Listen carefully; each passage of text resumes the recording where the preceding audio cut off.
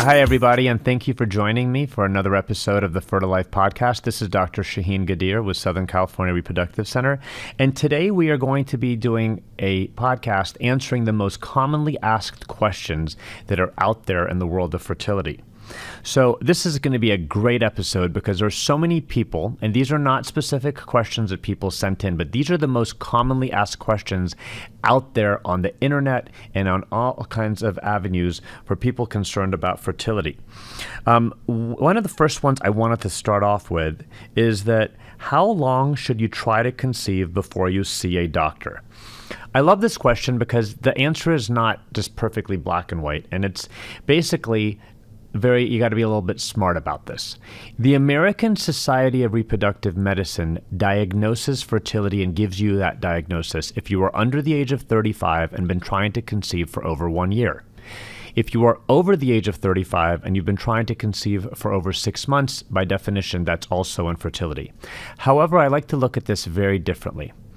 If you have absolutely no medical issues and you have perfectly normal periods and you have no reason to believe there's anything going on and potentially your partner's had a sperm analysis on their sperm, I think it makes sense if you're young, maybe in your 20s, to be trying for a year. However, if your ultimate goal is to have 4 kids, I don't think that at the age of 34 and a half, you should be waiting for 1 year for that official diagnosis of infertility before talking to a fertility specialist. Because let's say, for example, on the 11th month when you're 35 and a half, you conceive and you deliver at 36, and then the next time you want to have a baby, you're about 38 or 39 years old, and that's just for baby number 2, but you still had the goals of baby 3 and 4. So in a situation like that, you have now kind of shot yourself in the foot. You didn't think in advance, and embryos were not frozen to help you for when you're in your 40s. And we do know that generally speaking, if you've had difficulty with the first pregnancy, most people, not all, will have more difficulty with the next babies coming along as you get older. So for that reason, I think it's really important not only to give yourself a timeline of how long you are going to be waiting to see if you have the diagnosis of fertility, but to see if your overall goal involves cryopreservation or freezing of eggs or embryos as well for future kids. Also, let's say you're in your 20s, but you have very, very irregular periods, and that means you're not ovulating regularly. There's absolutely no purpose at all to be trying on your own for any time period if you're not ovulating regularly, and if ovulation predictor kits are not working, and if you have very irregular periods. So those are situations where I think people should be reaching out to their fertility doctor immediately. Additionally, what I wanted to add to this topic is that you are never, ever going to be faulted for talking to a fertility specialist a little early on. Speaking to a fertility specialist earlier on will give you a lot of power and knowledge to navigate the world of how you're going to conceive and what are your best options. And then you can make the decisions that are right for you alongside with the participation of your doctor that specializes in fertility.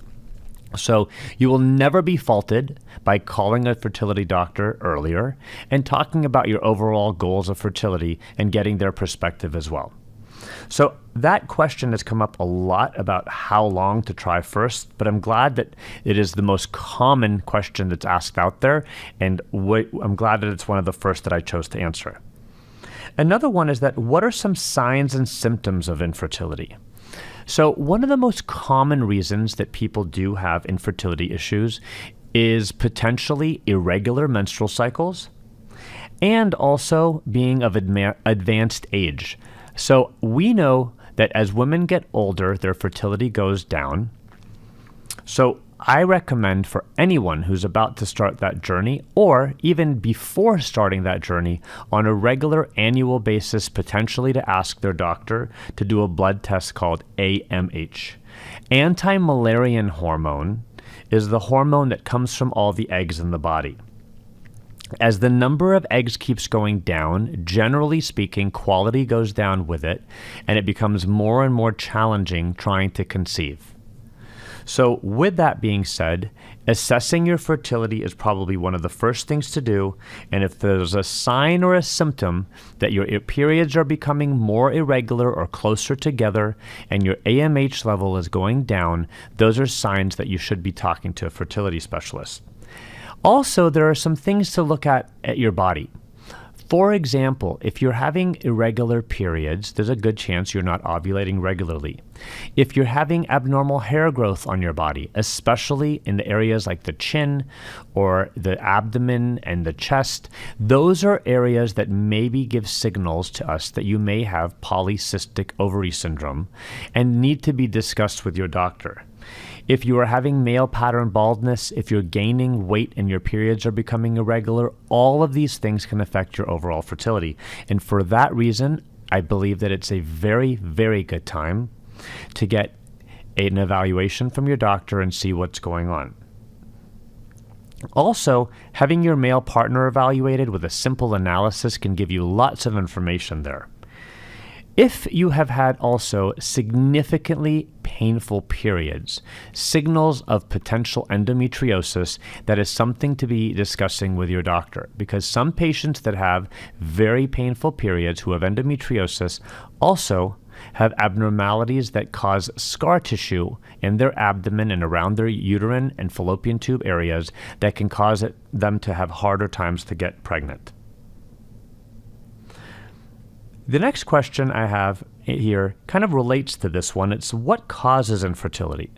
So generally speaking, 40% of fertility is caused from the female side, 40% from the male side, and about 20% is called unexplained infertility. We just talked a little bit about some things that cause infertility in women, such as possible PCOS, possible endometriosis. Aging process in general kind of makes fertility harder. For men, it could be low sperm count, poor swimming sperm, sperm of poor quality. And for those reasons, it's really important to do a few different things for the diagnosis. So, there's a fallopian tube test called an HSG, or a hysterosalpingogram. You should definitely be asking your OBGYN to order one for you or your fertility specialist. For example, I'm licensed and I do that fertility test in my clinic where I check people's fallopian tubes to see if the shape of their uterus and their fallopian tubes are normal and if their tubes have the ability to be completely open at the ends.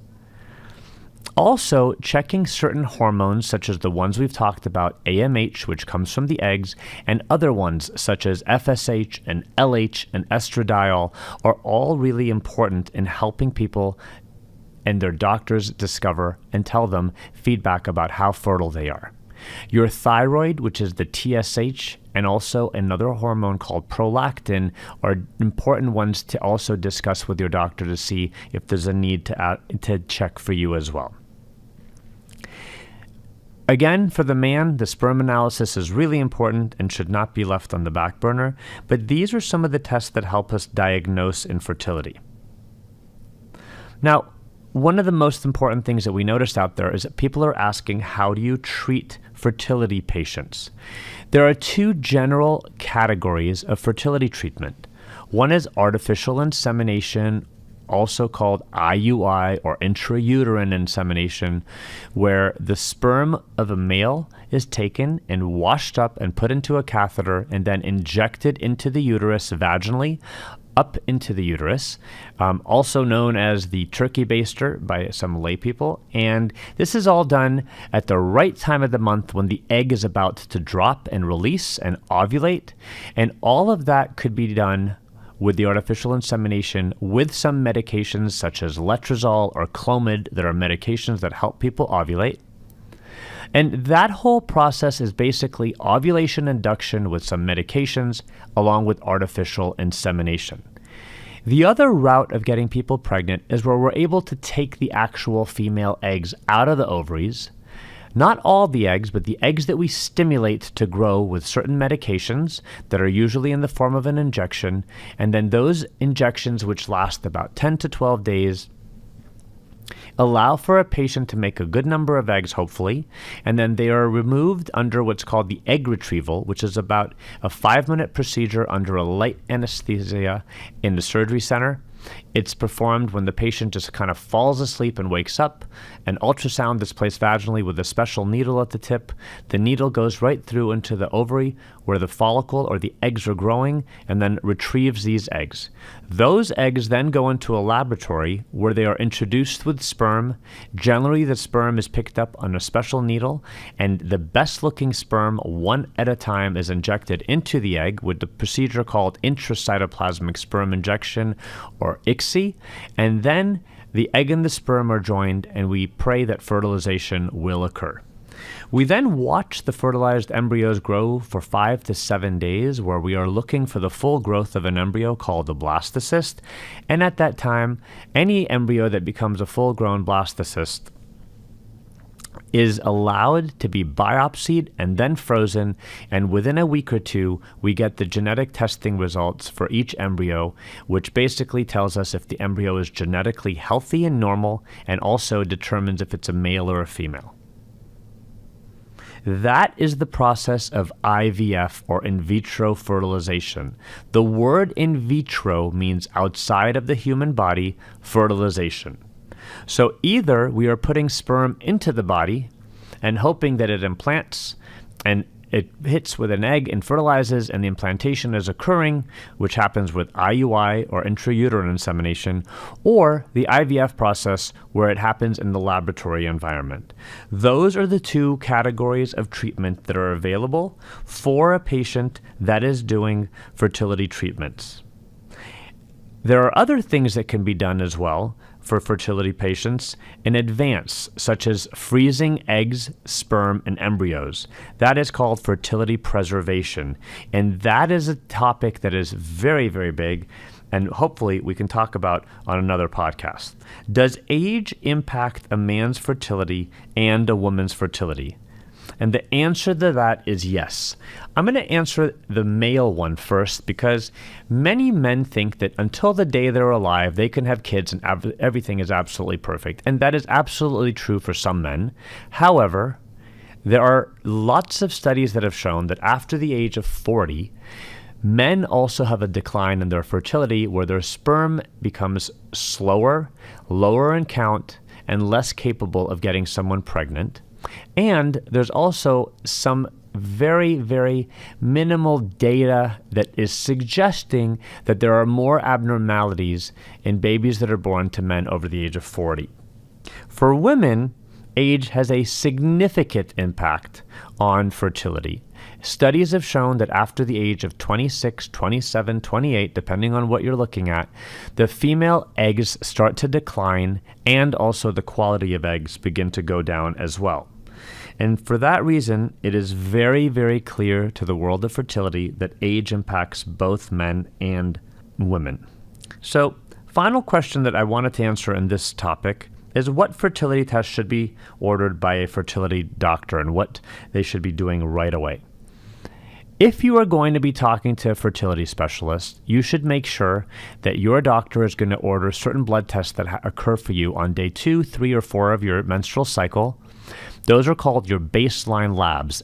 They include FSH, LH, estradiol.